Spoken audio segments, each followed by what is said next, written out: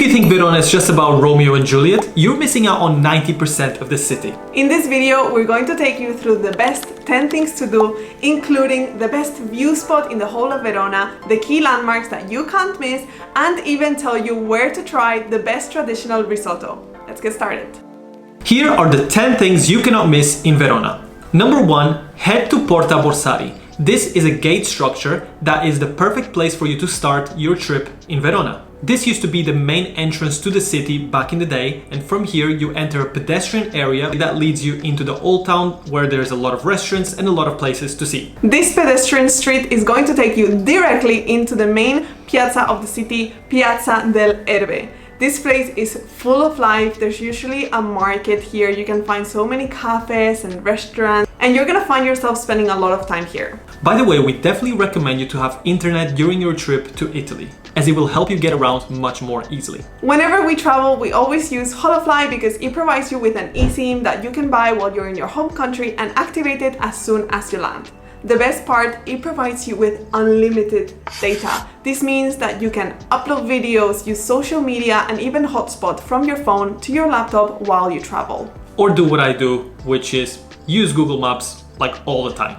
It's really easy to use. All you have to do is go on the Holofly website or app, find your destination, put the dates of your trip, and purchase your eSIM. You'll receive a really simple step-by-step guide on how to install the eSIM on your phone, and once you've landed in the country, you can activate it and get unlimited data as soon as you land. And even better, you guys can avail from a 5% discount when you use the code NALVATRAVELS when you're purchasing your next eSIM on Holofly, so make sure to use that code to get 5% off, or check the link in our description to get a little discount on your next eSIM when you travel. Now let's continue with the itinerary. Right behind Piazza delle Erbe, you're gonna find Piazza dei Signori, and this is a really cool square where you can find the statue of marble of Dante. This was the first marble statue that they did in Verona way back in the day. And Dante was a special poet in the history of Italy. He had been exiled from Florence, he came to live in Verona. So they decided to build him a statue in honor of his life, but that was 500 years after his death. Either way, it's a very cool plaza for you to explore. Just around the corner, you can find Torre dei Lamberti, which is a 900-year-old tower that's 84 meters tall. And you can either climb the stairs or take the lift to see the panoramic views of Verona. Even though these views don't really beat the spot that we're gonna tell you later on, it's still a really cool place to go and see. A really fun fact about this tower is that it was struck by lightning in the year 1403. It was completely destroyed, and they took 45 years to start the reconstruction, and that took another 15 years. Number 5, go to Ponte Pietra. But before you actually go into the bridge, which is one of the oldest bridges in Italy, you'll actually want to go to this spot right here on the side, which will leave the screenshot of the location right here. From here, you can see the next destination. I'm not going to spoil it just yet, but the next place you want to go, and the bridge as well. And right after it, you can go around and cross the bridge. So pretty!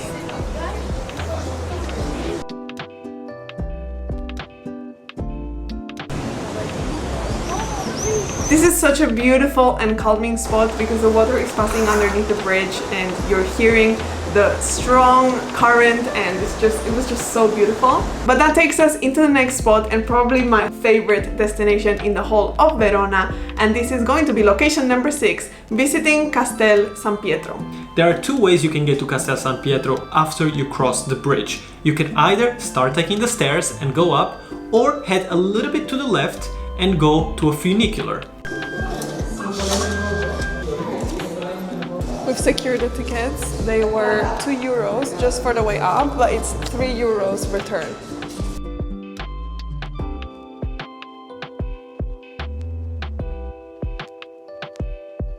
You guys have to do this because the views from this place are insane. Once you get up there, you'll be able to walk around, maybe sit and have a drink or have a nibble, but the most impressive thing is the views of the whole of Verona. And if you go during sunset, oh my god, chef's kiss.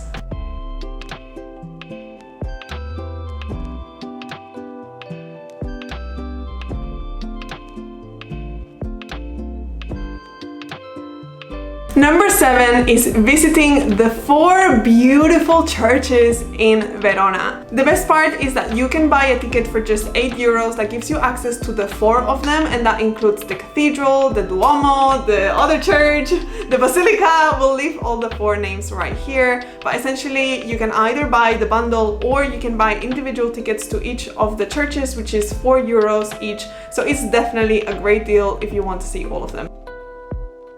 Point number 8, Arena di Verona. This is almost 2000 years old, and it's a Roman amphitheater that today serves as a place for them to host opera, concerts and different types of events. We were really unlucky that on the day that we were leaving they were hosting a concert and we weren't able to attend. But we definitely recommend you to attend one if you have the chance to. The price is about 12 euros per person, even though online it's at 8 euros. We were there, we were charged 12 euros, and you can book the ticket on the spot. You can also book the ticket online to skip the queues, except sometimes the website doesn't really work. At least it didn't for us. It's very, very charming in my opinion to be able to walk around this super old structure and just see how things were laid out, and you have an unlimited amount of time to go inside and just walk at your own pace, sit down, enjoy the views, and we definitely recommend you to explore this place.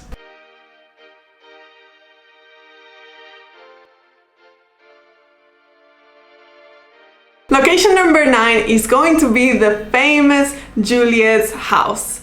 Casa di Giulietta. This is where you can find Juliet's balcony and the museum where you can learn more about Shakespeare. It's really funny because there were huge queues for people to touch the breasts of Juliet's statue and to go up to the balcony to emulate Juliet's famous scene.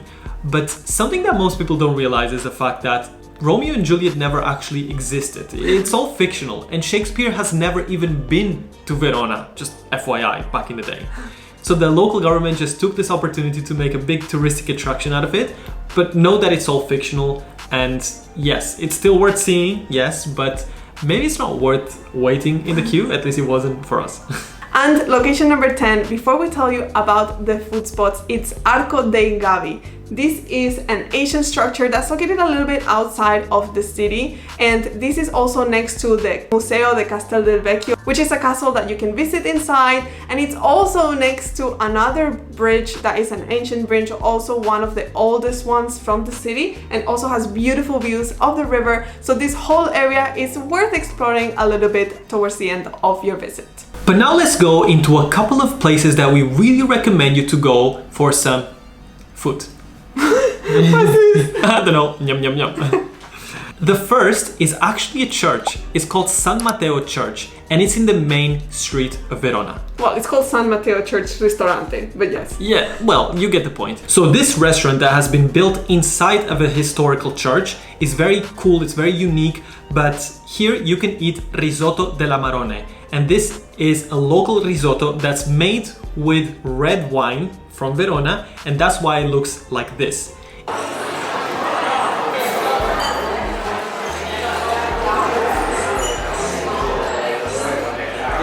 It's very cheesy, it's very strong, but we're really glad we went here and got to try it because it is a unique experience. A word of caution, this restaurant gets packed. We were literally the first ones entering the restaurant after it opened for lunch, and 5 minutes later it was full. So make sure you go early, otherwise you might not find a table. And the second place we want to recommend you guys for food, it's not your traditional super touristic terrace in Piazza del Erbe, which there's a lot of them. It's this fresh pasta takeaway place where you can also sit down and have the pasta there, and it's called Bottega della Gina XXL, and they have all of these fresh pastas displayed and ready for you. You can choose them, and then you choose what sauce you want the pasta with, and it was absolutely delicious for a really good price. Eating here only costs between 10 and 15 euros, so it's really affordable, and the pasta is delicious. But something that you have to know is that the restaurant closes at 9:30 p.m. So it's not going to be the ideal place for a late